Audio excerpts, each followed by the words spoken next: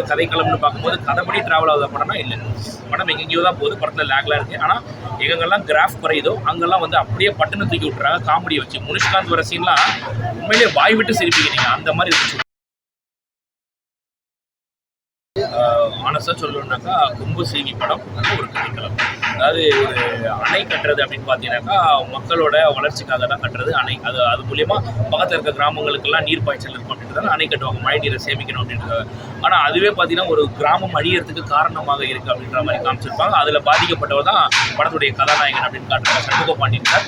சண்முக பாண்டியன் சாரை பொறுத்த வரைக்கும் பார்த்தீங்கன்னா ஆக்டிங் எக்ஸ்டாப்ல மனுஷன் நல்லா இருக்கு. ஏன்னா அவருடைய இதுக்கு முன்னாடி படைத்தலைவன் படம் பார்த்தேன், அந்த படத்துக்கும் இதுக்கும் பார்க்கும்போது ஆக்டிங் உண்மையிலேயே நல்லா பண்ணியிருந்தாரு. அதுக்காகவே இந்த படம் பார்க்கலாம். ரெண்டாவது படத்தோட கதைக்களம்னு பார்க்கும்போது கதைப்படி ட்ராவல் ஆகுத படம்னா இல்லை. படம் எங்கெங்கேயோ தான் போகுது, படத்தில் லேக்லாம் இருக்குது. ஆனால் எங்கெங்கெல்லாம் கிராஃப் குறையுதோ அங்கெல்லாம் வந்து அப்படியே பட்டுன்னு தூக்கி விட்டுறாங்க காமெடியை வச்சு. முனிஷ்காந்த் வர சீன்லாம் உண்மையிலேயே வாய் விட்டு சிரிப்பீங்க நீங்கள், அந்த மாதிரி இருந்துச்சு. உண்மையிலேயே நல்லா பண்ணியிருந்தாங்க. ஒரு தடவை தாராளமாக பார்க்கலாம். யுவன் சங்கர் மியூசிக் நல்லா இருந்துச்சு. மியூசிக் படத்துக்கு ஒரு பாசிட்டிவ் தான் சொல்லணும். மியூசிக் கண்டிப்பாக படத்துக்கு பாசிட்டிவ். ஸ்டண்ட் போர்ஷன் படத்துக்கு ஒரு பாசிட்டிவ் நல்லா இருந்துச்சு.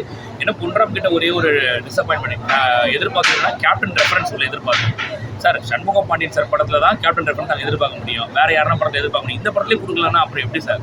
எவ்வளோ டெக்னாலஜி வளர்ந்துச்சு, அது இது வந்துருச்சு, ஏதோ ஒன்று ரெண்டு கொடுத்துருக்கலாம், ஒரு சீனில் வர மாதிரி பண்ணிடலாம். பட் ஒரு டிசப்பாயின்மெண்ட் தான், வேறு ஒன்றும் இல்லை. பட் ஒரு தடவை பார்க்கலாம். இப்போ தொடர்ச்சியாக இந்த மாதிரியான படங்கள் நிறைய ஒரு வருத்தப்படாத வாலிபர் அந்த மாதிரிலாம் பண்ணியிருக்காங்க. ஸோ அதே மாதிரி அந்த சாயல் இருக்க மாதிரி இருக்கா, இல்லை இது கொஞ்சம் அப்படிலாம் கிடையாது. இது வந்து பார்த்தீங்கன்னா காமெடியாக கொண்டு போகணும்னு கொண்டு போகிறாங்க. இன்னும் கொஞ்சம் பெட்டராக கூட எடுத்துக்கலாம் படத்தை.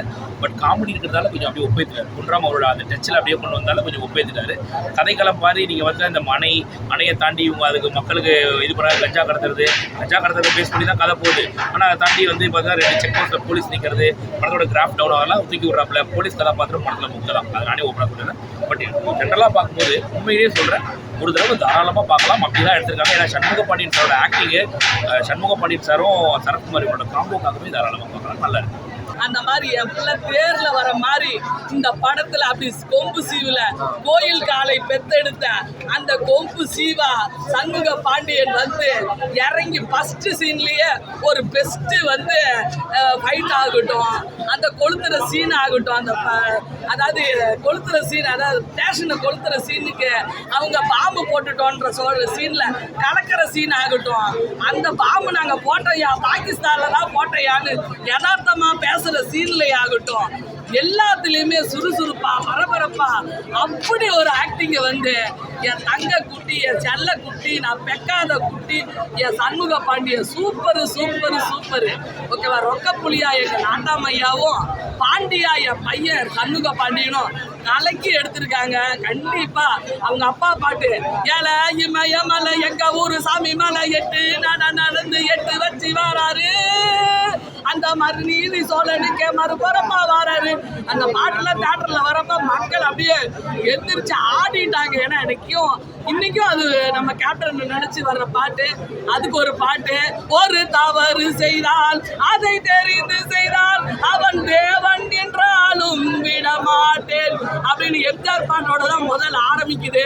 அவங்க யாரையுமே மறக்கலப்பா, மறக்கவும் முடியாதுப்பா. இந்த தமிழ் மண்ணு அப்படி வந்து நம்ம தமிழ் மண்ணுல வாழ்ந்துட்டு போயிருக்காங்க. மக்கள் மக்கள் மக்கள் மக்களுக்காகவே வாழ்ந்த கேப்டன் மகனையா நாங்க வாழ வைக்க மாட்டோம், கண்டிப்பா வாழ வைப்போம். 350 தியேட்டர்ல இன்னைக்கு ரிலீஸ் வேர்ல்டு வைஸ். ஓகேங்களா? அதனால இந்த படம் மிகப்பெரிய வெற்றி அடையும். 7-8 ஃபைட்டு போட்டிருக்கான், எல்லாமே டைட்டு டைட்டு எல்லாமே டைட்டு. அதான் பட்டி டைலாக். நாங்கள் ஆந்திராவில் பண்ணின சம்பவத்துக்கு எங்கள் மாமாவுக்கு ஒரு பத்ம பூசணம், எனக்கு ஒரு கலைமாமணி விருதும் கிடைச்சா ஆகணும்டா அப்படின்னு சொல்லியிருக்காரு. கண்டிப்பாக உனக்கு நீ கேட்ட கலைமாமணி விருது உனக்கு அடுத்த வருஷமே இந்த தமிழ்நாட்டுக்கு சிஎம்மா எங்கள் அண்ணன் விஜய் அண்ணா வந்து நீ அவர் கையில் வாங்குவ சாமியோ. ஒரு ஜாலியான படம், 2 மணி நேரம் வந்தீங்கன்னா ஒரு ஜாலியாக வந்து நீங்கள் ஜாலியாக என்டர்டெயின் பண்ணுங்க. அவ்வளோதான், வேறு எதுவும் பெருசாக லாஜிக்கலாக எதிர்பார்க்குறீங்க. நீங்கள் வந்தீங்கன்னா ஜாலியாக பார்க்கணும், அதுதான் இந்த படமே. எனக்கு என்னென்னா சண்முக பாண்டியன் கேப்டன் அவர்களுடைய பையன் ரொம்ப இறங்கி நல்லா சூப்பராக பண்ணியிருக்கிறாரு. தமிழ் சினிமாவின் தி அண்டர்டேக்கர், இனிமேல் அவர் பேர் போடுறது வந்து அண்டர்டேக்கர் சண்முக பாண்டியன் போடுங்க. அப்படிதான் இருக்கிறார் ஆள் பார்க்கறதுக்கு. நல்லா இருந்து ஸ்டண்ட் ஃபைட் சீன்லாம் வந்து பின்னி எடுக்கிறார் மனுஷன், உண்மையாக நல்லா பண்ணுறாரு. இவர் கேப்டனோட ரெஃபரன்ஸ் எதனா உள்ள வச்சிருக்காங்க? கேப்டனோட ரெஃபரன்ஸ் வரும், படம் போய் பார்க்கும்போது அமைதியாக பாருங்கள். ரெஃபரன்ஸ் வரும்பொழுது தியேட்டர் பிளாஸ்ட் அப்படி இருந்தது ரெஃபரன்ஸு. உண்மையாக ஒரு மனிதன் வந்து இறந்ததுக்கு அப்புறமா வந்து அவருக்கு மிகப்பெரிய ஒரு செல்வாக்கு மக்கள் மத்தியில் இருக்குன்னா அது பெரிய விஷயம். அதுதான் யுவனோட சாங்ஸ் எப்படின்னா இருக்கு? யுவன் ஹீரோ, இன்னொரு ஹீரோ, ஆல்வேஸ் ஹீரோ. என்கிட்ட வந்து நீங்கள் ஏஆர் ரஹ்மானா யுவனான்னு கேட்டால் நான் யுவன் தான் சொல்லுவேன், தப்பாக எடுத்துக்கவேனா. மிகப்பெரிய ரஹ்மான் சார் 100க்கு 99% பிடிப்பேன். பட் யுவன் சங்கர் ராஜா 100க்கு 100. யார் இருந்தாலும் யுவன் தான் ஃபஸ்ட்டு. ராஜா சார் இருந்தாலும் யுவன் தான். யுவன் கிட்ட நான் இன்றைக்கும் பார்க்கக்கூடிய விஷயம் என்னென்னா, பெரிய ஹீரோப்பா, சின்ன ஹீரோப்பா, பெரிய டைரக்டர்ப்பா, பெரிய ப்ரொடக்ஷன் கம்பெனிப்பா, சின்ன ப்ரொடக்ஷன், அந்த டிஸ்கிரிமினேஷனே கிடையாது தலைவன் கிட்ட. இறங்கி எல்லாருக்கும் ஈக்குவலாக ஒன்று பண்ணுறாருல, அதுதான் யுவன். அதுதான் யுவன். ரொம்ப பெருமையாக இருக்குது யுவனோட ஃபேனுன்னு சொல்கிறது. அப்படி ஒரு மியூசிக் ஓப்பனிங் சாங்காக இருக்கட்டும், என்ன சாங்குக்கு என்ன சிச்சுவேஷன் தேவையோ எல்லாத்தையும் இறங்கி பண்ணியிருக்கேன் சொல்கிறாங்க. நான் நிறைய இடத்துல இமான் சாரோட டச் பார்த்தேன். ஐயா, இமான் சாருக்கு முன்னாடியே அவர் ரூரல்லாம் பண்ணியிருக்காரு ஐயா. போய் பருத்தி வீரன் பாருங்கய்யா, தாமிரபரணி பாருங்கய்யா, சண்டக்கோழி பாருங்கய்யா. அதனால வந்து யுவன் தான். அது யுவன் இன்னொரு ஹீரோ கொம்பு சிவி. இந்த காமெடி சீன்ஸ்ல எப்படின்னா இருக்கு? முனிஷ்காந்த் இருக்காருன்றாங்க. முனிஷ்காந்த் எப்படி பண்ணிருக்காரு? சூப்பராக இருக்கட்டும். முனிஷ்காந்த் வந்து ஒரு லாரி டிரைவராக வராரு. அவரோட காமெடி ஜாலியாக இருக்கு. அதை தாண்டி நம்ம காளி வெங்கட், அப்புறம் இன்னும் சில பேர்லாம் இவர் இருக்கு. ஜார்ஜ் மரியான்லாம் இருக்காரு போல. ஜார்ஜ் மரியான் சரியான காமெடி. இந்த ஃபர்ஸ்ட் எய்டு கொடுக்குறதுக்கு கூட ஃபர்ஸ்ட் நைட்டா அப்படின்னு ஒரு காமெடி ஒன்றோட, அது நல்லா இருக்கு. அப்புறம் ஹீரோவோட காமெடி, இவங்களுக்கு நிற்கிற சரத்குமார் ஒரு காமெடி, எல்லாருமே சூப்பராக பண்ணியிருக்காங்க. குமார் இவ்வளோ படம் நடிச்சதுல ஐயா படம் ஐயா ஐயால சூப்பராக நடிச்சுக்கிறேன். பக்காவா காமெடி யூஸ் பண்ணிக்கிறேன். இந்த படம் முழுக்க நான் சொன்னேன், தயவுசெய்து நாளைக்கு பாரு, தஞ்சை பேப்பரில் பாரு. இந்த கதையோட சுருக்கம் போட்டு கஞ்சா போட்டு தான் 1994 பெரிய வெள்ளப்பெருக்கு மதுரை மாவட்டம் வைகை டேம் ஊரில் தண்ணி போது 34 மாவட்டம் வயது சேதமாயிடுச்சு.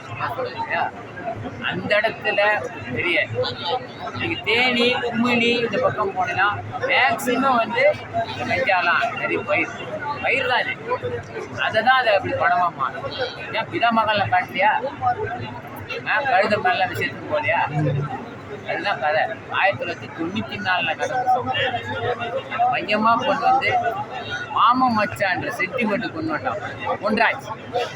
இந்த படம் வருத்தப்படாத வாலிசா அது வேற மாதிரி இருந்தானா, இது வித்தியாசமாக இருக்குது. உண்மையாக நடந்த சம்பவம் தான்.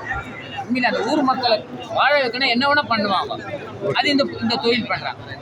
நம்ம ஊர் நல்லா இருக்கணும், நம்ம டேம் நல்லா இருக்கணும், மீன் பிடிக்கணும், அடையாள அட்டை கொடுக்கணும்னா இந்த தொழில் செஞ்சு தான் அந்த ஊர் மக்கள் காப்பாற்றணும். அது 2 பேர் தான் மாமன் மச்சான், ஒன்று சரத்குமார், ஒன்று சண்முகப்பான். இதுதாங்க கதை. வெரி சிம்பிள் இருந்தாலும் கதை வெயிட்டு தான். இருந்தாலும் கிளைமேக்ஸில் சூப்பராக இருக்குது. ஃபஸ்ட்டு ஓப்பனிங்கிலே பாருங்கள் கிளாப்ஸை ஆடியன்ஸ் கிட்ட. ஒரு தவறு செய்தால் அதை தெரிந்து செய்தால் அவன் தேவன் என்றாலும் விட மாட்டேன். இன்னைக்கு அந்த பாட்டு யாரோ யூஸ் பண்ணுறாங்க, எந்தெந்த நடிகரை யூஸ் பண்ணுறாங்க புரியுதா சார்? சரத்குமாருக்கும் அந்த என்ட்ரி இருக்குது, சரத்குமாருக்கும் அது என்ட்ரி இருக்குதுப்பா. பல நடிகரும் அந்த பாட்டை யூஸ் பண்ணுறாங்க. படம் உண்மையிலே தரமாக இருக்குது.